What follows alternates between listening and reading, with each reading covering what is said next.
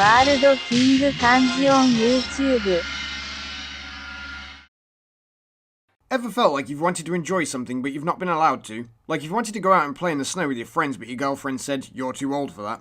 Well, that's how I felt watching the first episode of Dragon Ball Super.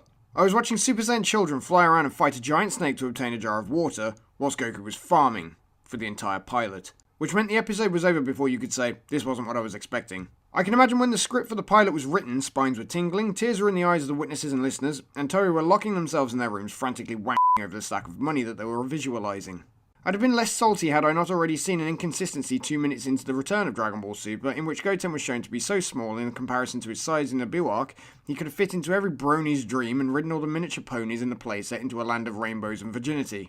The rest of the arc, which was spread across 14 episodes of Toei saying, we're assuming you haven't seen the last two movies, and then continuing with, we left this bit out because we figure you've seen the last two movies, proceeded to end on a high note, but considering the standard of low notes in this arc, it really didn't have a whole lot to live up to. Part of me thinks the reason they didn't blow your pants off with amazing content right away was because they themselves didn't believe that the series could live up to expectations, so they seriously lowered the bar and then made you mark out with happiness when the content they gave you was slightly better than a dog chasing a cat around a spirograph and calling it animation.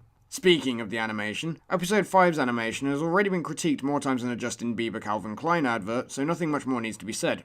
Crap. But considering Tate's involvement with Episode 5, seeing the pre-Blu-ray animation look worse than a Jackson Pollock self-portrait, it was rather disappointing. But what about the story? Forget about the animation. Ah yes, then let's tell Disney that for the next Star Wars film we'd be perfectly happy if they replace the super cool looking lightsaber effects with lazily made, brightly coloured toilet roll mounds that melt in the rain scenes. Whilst I'm generally a grumpy, bearded, 20-something-year-old man with cynical disposition, I critique an awful lot and will critique both the story and the animation. The story itself is lacking due to the potential build-up of Beerus, the maybe kind of sort of antagonist, and the already established Goku as the main protagonist, and then everything in between is just padded out with cookies and milk scenes. You can honestly tell that the original concept was to be written for a nice nostalgic film for Battle of Gods, because most characters got their basic, look at this cute scene that reminds you of what our characters once were, where we'll likely see one be perverted, one character make a comment about being weak, one character gawking in awe about power levels that they can't comprehend, and then a few supposedly strong characters get one-shotted by the main, maybe kinda sort of antagonist Beerus, and no actual character development would be needed.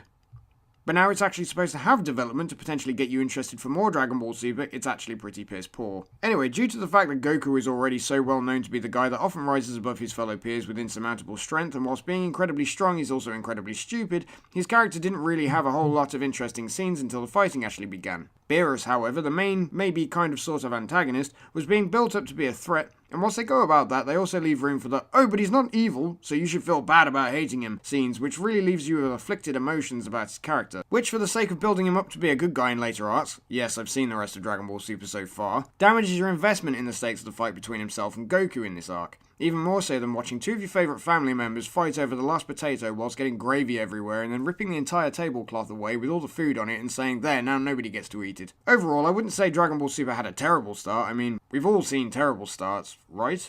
What am I thinking of again? Whatever it was, I obviously tried extra hard to discard its very existence from my memory like an ugly one-night stand you're too embarrassed to brag to your friends about. So although I wouldn't say it had a terrible start, it didn't exactly leave me riveted and excited for the next arcs. I was about as excited for Super's retelling of Resurrection F as I was for my next round of explosive diarrhea. It's gonna suck. It's probably gonna make you leave the room, but hopefully it would be over quickly.